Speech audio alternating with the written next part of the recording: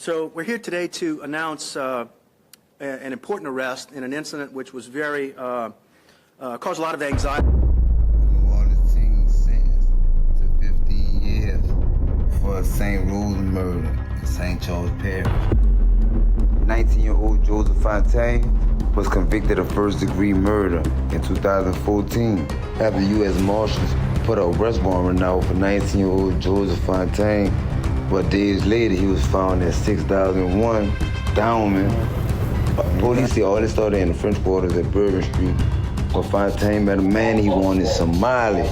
One thing led to another, a man was dead in the same road. And 19-year-old Joseph Fontaine sentenced to 15 years for first-degree murder. Is 11 years later. You wanna know where his mind frame at? You wanna know what's up with him? Let's find out. 11 years later, since the 15 years, man. Hey, the first thing I know, what everybody wanna know, is, are you free? No. Fact. No, currently I'm in a transitional program. Facts. You know, allow a nigga to work and shit like that. You know, stack some money and shit like that. For when a nigga do return, nigga have something, but you know, you kinda gotta make that, you know, a stepping stone primarily because they taking 64% of your check. You know what I'm saying? Charging you 64% of your check twice a month. So you really getting fed breadcrumbs, so it's on you, you know, if a person was to ever go through something like that, it's on you to try to make the best out of the situation and utilize your freedom to the best of your ability. You know, that's what I've currently been doing. Real, that's real. Well, look up. What 11 years, you know, with being down for 11 years with a 15 cents, dog. How your mind, body, and soul feel? I ain't gonna lie, I feel rejuvenated in a sense. Thanks. I feel rejuvenated because there's a lot of fuck shit that I had to realize dealing with, you know, how individuals in the streets operate. In the streets saying what the streets used to be. And the culture of the streets is actually detrimental to an individual, especially like young black men, just the culture of the streets in general, because that type of journey and that type of path only leads to a couple different places and ultimately it's self-destruction. So me doing 11 plus years, you know, sentenced to 15 years, I really had time to sit back and think. But that wasn't, don't get it twisted as if like everything was always peaches and cream, like this shit wasn't always gravy. Right. I had to get to the point of evolving myself because the system not gonna help you. Fact. They'll put some shit out there for you, but they're not essentially gonna make you do anything, so you gotta really take them steps yourself. It all depends on, you know, who you is and what you see yourself being in the future. Because they got brothers who got sentenced to the same amount of time but have yet to accomplish the things that I have accomplished throughout that time. You know, being a college graduate, you know what I'm saying, graduating college twice, having certifications, I'm an IT specialist, you know what I'm saying, and being able to come to a transitional program to where I could work and make some money, and then utilizing that as a stepping stone to get to an even higher level. So it's all about really where your mind at. So it's when you doing time, you have that time to think. You know, mind is a terrible thing to waste, so you gotta utilize those thoughts. You feel me? That's real. Man, and I know, like, this is a question I know a lot of people want to know, especially a lot of YN. How does it feel being 19 years old, wanted for murder? Man, it's a feeling of, I'm gonna keep it a buck. You're scared because you don't know what's gonna happen. You know what I'm saying? Essentially, like you feel like you can come from under this shit. You know, you want that feeling, but deep down inside, you don't know how this shit gonna go. You know, especially after being arrested. Now it's like, all right, they caught me. Facts. Now I'm on first degree. I'm on first degree murder, principal to attempt on robbery. I got 3 co-defendants, everybody that made statements. So at this point, it's like, damn, I could really get life for this shit. Like, I done damn near threw my life away over some shit that ain't really had to be what it was. It just was like making bad decisions and having bad judgment. Not really having no true leadership or a person to guide you. But essentially, man, just to answer your question in total, it was a scary feeling, bro, because I ain't really know what the fuck was gonna happen and what my life was gonna go, because I couldn't see past that current moment. Yeah, man, like, look, if you can remember what you was doing the day before the incident. Like I said, bro, I remember that shit exactly. Like, Right. That's my most vividest memories because it's one of my last days of, Right. since I've been free, like how I'm free now. It was like the last time I was free, but man, I was chilling on the fucking, I'm living in an apartment, so it's like a little step thing in front of the door. I'm sitting on that, I done rolled up some piff. I'm just blowing, just thinking about the whole entire situation and how that shit played out. You know what I'm saying? By that time, I done kind of like, I'm looking on news stations and shit just to try to see, if I'm wanted and shit. I ain't see nothing. So, I got a sense of at ease, but like my spirit still telling me like, man, this shit ain't over. Right. Like, something going on that you don't know about and some shit about to happen that you don't know about. Just my intuition. Right. And so I'm just like, man, after all this shit that happened, I'm like, man, I'm fucking tripping. You know what I mean? So I just finished blowing and cooled it at the house, you know what I'm saying? With my pub, chilling with him, going in my little room or whatever, and just cooling and kicked this shit. Nigga, I smoked till I went to sleep. Thanks. You know what I mean? Smoked till I went to sleep. Shit, probably like, 4 or 5 in the morning, U.S. Marshals banging on the door. I really won't push. But I'm knowing that I got a whole nother gat in the closet, and I just got this gat. I don't really know what's up with it.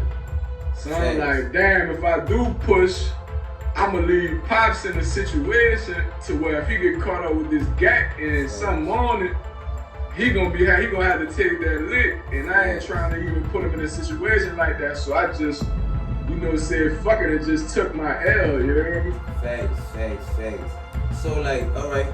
Before this even, whatever the situation was, before you even got wanted, before the shit even happened, have you ever been in jail before this? Man, I ain't never set foot in the jail. Like, I was always the nigga to get away with everything. Facts. I got away with everything. Facts. I never set foot in the jail. Facts. Everything. You know what I'm saying? So, Right. this particular situation, it was a whole new experience. Big facts. It was a whole new experience. Big facts. So, like you said, that was your first time ever going to jail. So, if you can remember, how did it feel entering the jailhouse knowing you might don't leave again? Did that even cross your mind when you went in there? Did that even cross your mind? It definitely crossed my mind, but I just try to stay focused on the thought of, man, I'm about to fight it. Like, as soon as I get in there, because you don't know as soon as you go in there, you don't know if a nigga told on you yet. Facts. You don't know that until you get your paperwork and shit. Facts. So I ain't never got my discovery package, so I don't even know a nigga told on me. I'm just like, fuck, they done pick me up. All right, I don't know what's going on. That's the story I'm going with. Like, I don't know what's going on. Thanks. You hear me? And so I'm just on some shit like I'm really still trying to beat the shit. Yeah. I haven't accepted like doing time for this shit yet. I ain't accept that shit. I'm still trying to beat the shit. Thanks. And so that's what my head was at. Like, just trying to be faithful too. And when a nigga get in them type of situations, nigga go to calling on God and shit. It's like, I ain't gonna do it no more. Thanks. Let me out this bitch. Being young, that was just like my avenue and my direction of, what I chose to think. Facts. You know what I'm saying? Facts. That's what's up, man. That's what's up, man. Say, man, we gonna take a break from Hood Vlogs Nola, you know what I'm saying? This part 4 Most Dangerous Streets. We got Jewels of Space, you know what I'm saying? And we gonna come back at y'all in a hot one, man. Y'all be cool. Facts. All right. Back door. Yeah, that was. Say, with the crime rate going up through the city of New Orleans, you know the incarceration rate steady rising. But you know the saying in the street, don't do the crime if you can't do the time. Ike's name was Savage Yellow. Pretty real, man. Locked up right now, waiting to be released. Doing no tripping, yeah. I see this shit different now. Like, I see everything different for real, for real. Man, I had to come through this to see it like that, but it probably was for the best, yeah. I'm on my way. I'm on my way. Yeah. Keep that same energy. We ain't doing no switch side, and we ain't doing no dick riding, you hear me?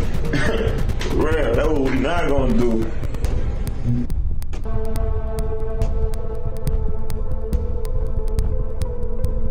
Like right now, I'm about to go through 5 right now.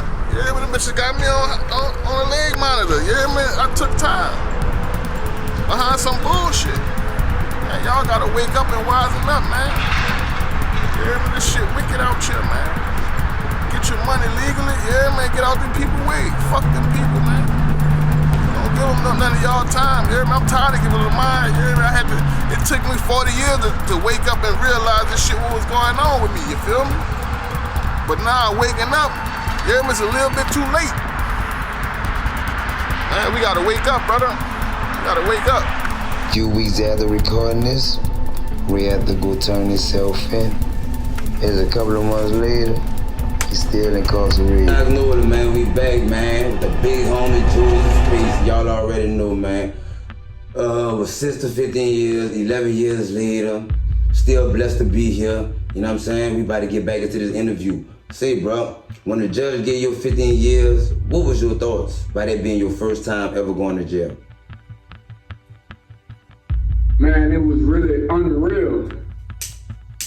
Like, my mind being so young in that type of situation, my brain wasn't even really processing the shit all the way through. So it was just, I was in disbelief for the shit. Like, it really ain't hit me until I really went back to the cell, you feel me? Facts. Facts. And I was in disbelief on some shit, dog. right, so what, you just sitting there and like, dog, like, I know one thing. For somebody like me, I know that'd be hard too. Like, you gotta think about it. I probably went to jail one time, then you go back and you got 50 years. So, like, when you got to your new home, what was your thought? Cause I know, you know, that's your mind frame, that's your new home, 15 years. What was your new thoughts once you got there? Cause you had to go from one jail to another jail. The jail to serve your time. What was your thoughts like when you got to your new home? Well, you know, I never really looked at it from the home perspective. Cause I always try to see it as though I'm just passing through. Because I always had faith in the idea of giving some time back. That was like my first notion. Like, man, I wasn't accepting the time. Like I said, I was in disbelief. So my first notion was like, man, I'm gonna try to get this shit back. You know what I'm saying? They didn't really have no evidence like that. All they really had was eyewitnesses. So my thing was, man, I could do 5. That's what I'm telling myself. Like, I could do 5. I could do 5, fight to give it back, try to get it down to 5 for the negligent homicide. Right. And some shit like that. So that's where I was at with that. Like, I never really saw prison as a home, though. And a lot of people who got time like I had, for, you know, compared to other people, because I slept next to people who had 40s, who had 30s, who had 50s and 60s. Right. I slept next to people like that. So my little 15 compared to that, you know, I got daylight. I can see daylight at the end of the tunnel. You know what I'm saying? There's a lot of brothers living in darkness because they can't see no light. So they, you know, they gravitate into the next pleasurable thing. You know what I'm saying? The next desirable thing. For some people, it's drugs. For some people, it's adrenaline rushes. You know, it's all type of things you can get into in prison. But you know, aside from getting that time, like the difference of getting that time And then going upstate was, like I said, I was in disbelief. But once I got the time, I accepted it to an extent because I'm like, you know what, I'm gonna try to fight to get it back. Thanks. And unfortunately, I didn't give it back. But what I did do was, you know, the school shit, like graduated college. And to be honest, that was actually a major win. Right. Because once I started to get into all of the different self-help programs that, you know, every facility offered, I'm just getting into as much stuff as I possibly can. And I ran up good time, and I actually got additional good time that individuals wasn't getting. You feel me? Right. So that pushed me out the door a little earlier, and that's why I be going when I go. Thanks. That's what's up. See, I remember you saying your co-defenders told on you. Like, what kind of, like, how did you feel about that? You know, you're gonna feel betrayed. Facts. You're gonna feel betrayed. Big facts. You done did so much things. You consider people to be friends and even brothers to an extent. Right. You know what I'm saying? And you gonna feel betrayed. You gonna feel like a person stabbed you in the back because they gave you this false perception, this false image of, I wanna do this with you, or I'm down to do this, or I'm this type of way. Facts. And then, you know, when pressure comes, people fold, man, and the real person surface. Right. So you was never that type of way, you know what I'm saying? You ain't come up how it came up. Right. But you know, just being a responsible individual, I take full responsibility for what I did and understanding like, okay, the problem wasn't with them because that's their makeup. That's just how they built. The problem was with me. Right. You feel me? I was the problem because I didn't see that as a possibility. Because if I would have seen that as a possibility, then I wouldn't have done what I did. Facts. I wouldn't have done it that way. So the error was in my perception of who I was dealing with as far as when it comes down to that type of shit.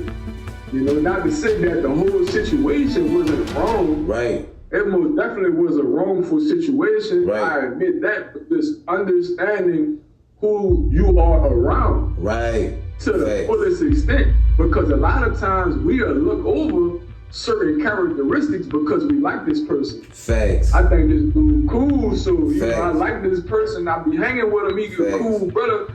He might have gave you the signs that he'll do some, you know, some flaw stuff. Big facts. Big facts. And if you don't utilize the signs, or you don't utilize those red flags, ignore them. Don't ignore them. Facts. You ignore them, they come back on you. Facts. You know, you find yourself in a situation in which you ain't really prepared for because you went into it unconscious. You ain't utilized the information that was available to you. Facts, and it was right there the whole time. It was right there the whole time because a person gonna let you know who they is, bro. If you paying attention. Facts. A person gonna let you know who they is. There's only so much you can hide. Big facts. You feel me? That's real. That's real. That's kind of like where I'm at with that. But you know, I took a different approach to the mentality. Like I've forgiven those brothers. Big facts. You know what I'm saying? Because like I said, it wasn't them, it was me. Facts. For not understanding how they was built. Facts. And putting them in that situation to be able to do that to me. Big facts. You know what I'm saying? Big facts. Not saying that the situation wasn't a wrong situation. I understand what you're saying. I understand what you're saying. That's where I was at with it. Facts. Man, we got 2 more questions for you, bro.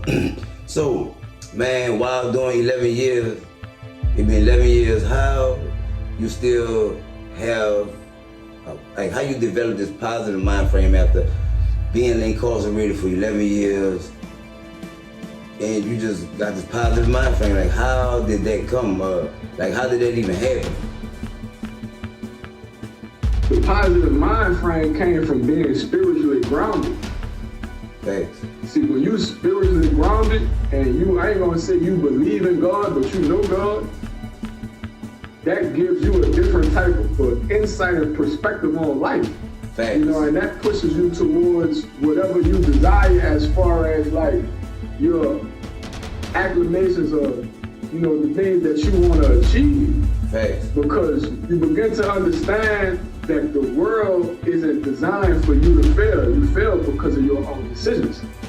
Facts. And so understanding that, you don't see these things as negative no more. You only see them as a betterment of you. You're going through what you're going through to develop your character. Because a lot of times we'll pray for characteristics. God, make me confident, or make me mentally strong, or make me these things, but we be unconscious of how that prayer gonna manifest. Because God don't operate within a snap of a finger like that. It's on a timely basis. It's laws in the order of the universe. So understanding the laws of the universe and how they work in order, you begin to process the idea of manifesting your own reality. Facts. Right? And once you get to that point of God love me. Facts. The Creator loved me. Facts. The Creator loved me and want me to enjoy this experience. Facts. So you know what? I'm gonna do my best to be the best person I could be in order to give back to the entire realm, the entire reality. You see what I'm saying? So when you ask me, okay, how do I develop the positive mind frame, is the struggle brings strength. Facts. Struggling for so long, trying to find answers and seeking answers, and humbling myself enough and taking responsibility and being accountable for my actions, it was just a stage of maturity. Thanks. Not only physical maturity, but spiritual maturity. And that came from a desire to be better, dog. To just simplify all of that is just a desire to be a better person. I understand that my previous actions had led me to my current situation. Facts. So if I don't want to continuously be in the current situation, I got to change my actions. But the only way I can change my actions is if I change my thoughts. Because your thoughts become your actions become your habits become your way of life. That's real, man. That's right. That's official. That's right. So look at y'all, we're gonna take Go ahead. Just wanted to be better, bro. Just wanted to be a better person. Desiring to be better and desiring to know God. Big fact. And they say if you can do that behind bars, you can do it on the streets for everybody watching. And that's real. Sure. Big facts. For sure. Because a lot of times people out there who free are not free mentally. Facts. Because you may be enslaved to a negative chain of thoughts. That's what happens with depression and anxiety. You are enslaved to a negative chain of thoughts. You may be enslaved to fear. Facts. Oh, I'm scared for this outcome, so I ain't gonna fuck with this. I'm scared for that, so I ain't gonna fuck with that. Facts. You know what I'm saying? And that shit'll prevent you from reaching your fullest potential. Real. Yeah, you're right about that. You're right. Fear stop you from reaching a lot of things in life. Because if you don't take risks, you ain't gonna get nowhere. Facts. No risk, no reward. Big facts, big facts. No risk, no reward. Man, we're gonna take us a break, y'all. We're gonna come back with Jewels of Space for Black Nola. It's going down, man. This part 4, right here, going down. At 5400 St. Claude Avenue, at the car wash. Pull up and get your car wash. Look, we do these, we do them, and we do them, and we do them. We do all. Any kind of car you got, pull up, we're gonna get it clean. You dig? 35, 45, 55. You dig? Come get your car here for the low, inside and out. I'm 2G, and when you leave the scene, your car gonna be too clean. You dig? Pull up. And tell them why they should come here before anybody else. Black-owned business, baby. Come support a young black entrepreneur trying to make something out of nothing. You dig? Just come support. You know what I'm saying? I appreciate your business. Black-owned, black strong. You dig? 2 clean car wash. Pull up, pull up, pull up. You dig? What y'all trying to do? We don't want to talk about that. Let's talk about this. What I'm gonna give you the truth. Some crazy shit about this project. We used to be beefing with each other. You hear me? You hear me? Yeah, I'm talking about niggas from the same hood, same block. You hear me? Beefing with each other. I'm talking about we go on this side, they shooting at we go on this side, they shooting at us. They come on our side, we shooting at them on the same fucking street. Same project, same street. You hear me? 2 different crews. You hear me? I'm talking about you go past humanity, nigga, it was on. If they come past humanity, yeah, man, nigga, it's on. I'm talking about nigga drawing down and letting you fucking have it. It's wicked. Yeah, it's just wicked. Gotta stay strong, you hear me? Get in survival mode, you hear me? Stay to yourself, mind your fucking business. I Juvie said, mind your fucking business and your life will be spared. Don't go a truck in the fucking building, huh? Now what I'm about to do, you might say a nigga wrong. You ever seen 30 shots in the mouth, dog? Nigga, where your grandma say, I bring the drama there. Show up on Christmas while your children in your mama there. I don't care, yes I do. Look, what is everything going down in the city? Give a nigga 3 ways to survive in the city. Work, mind your business, and don't say nothing. You're gonna live. Facts. What you gotta say to all the niggas who ratting? Everybody who, look, niggas in the streets, but they telling. They doing dirt, but they telling. Man, keep them niggas from around me, you hear me? That's all I gotta say. I don't fuck with them kind. What type of niggas you keep around with now? Thorough, genuine. Gotta be thorough, gotta be genuine. And you had to be outside before Katrina. Why that? Because these new niggas that just come outside, they don't know nothing.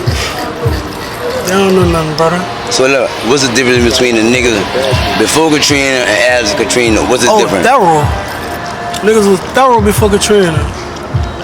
Facts. Man, these niggas hoes, man. Niggas phony for real, man. Facts. Niggas phony, man. Facts. Niggas ain't thorough, niggas ain't genuine. Niggas fake as a motherfucker, man. So look, let everybody know where you from. Oh, I'm from the Night Wall, Desire Galvez. BFC, real Night Wall, before Katrina. Well, what's going on in the Ninth Wall right now for the people that don't know? A lot of stupid shit, a lot of shit that ain't supposed to be happening. Weird shit. Like, niggas just out their body, snaking each other, ratting on each other. Nigga ain't keeping it silent. That's the streets doing. Yeah, that's the streets, and that's in the hood too. It don't cost nothing to keep it real, brother. Zero.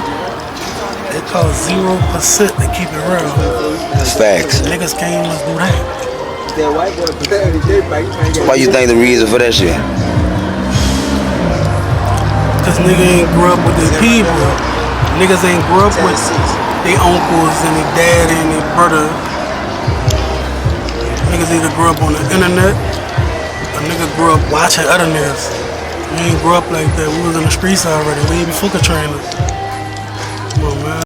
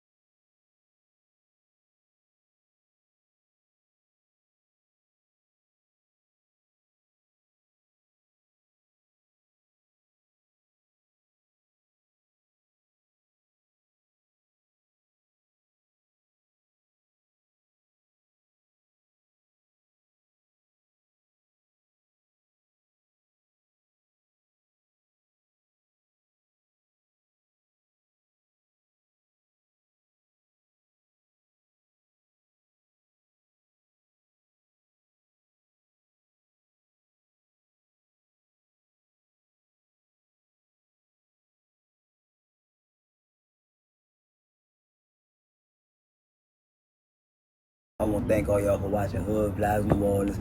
Part 4, Most Dangerous Streets. This shit real. So for you jumping these streets, just know this shit real, man. This shit come with consequences. You know what I'm saying? This shit come with rewards. But at the end of the day, this shit come with hell. So when you jump in these streets, you better be prepared to face motherfucking hell. You better be prepared to walk through the motherfucking flames.